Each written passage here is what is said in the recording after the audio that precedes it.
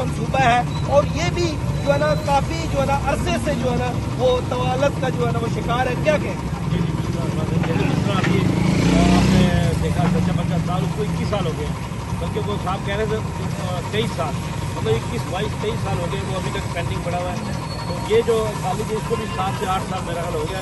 Building ساری تیار ہے، تو اس کے اندر دیکھیں اندر ٹکے ہو رہے ہیں تو صحیح بیٹھے ہوئے ہیں. بلڈنگ کا حال ہو گیا ہے، رنگ لگنا شروع ہو اس کی چیزوں. یہ عوام اس کے پیسوں سے بنی ہوئی ایسٹ ہے، عوام کے ایسٹ ہے.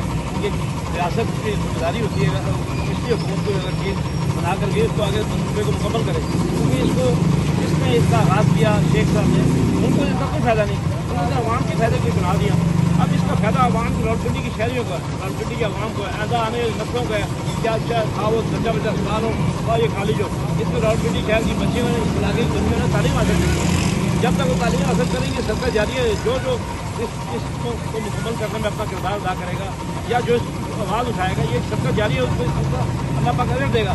تو راولپنڈی کی شہریوں کے مطالبہ ہے آپ کے چینل کے ریفرنس سے میں ایک بار پھر وزیر اعظم پاکستان، وزیر اعلیٰ پاکستان جیسے بھی ہیں وہ اس وقت ہیں ہمارے حکمران، ان سے اور خصوصی طور پر میں فیلڈ مارشل صاحب سے جو اس وقت بااختیار اور سارے کام کروا سکتے ہیں، ان سے ہمارا یہ مطالبہ ہے.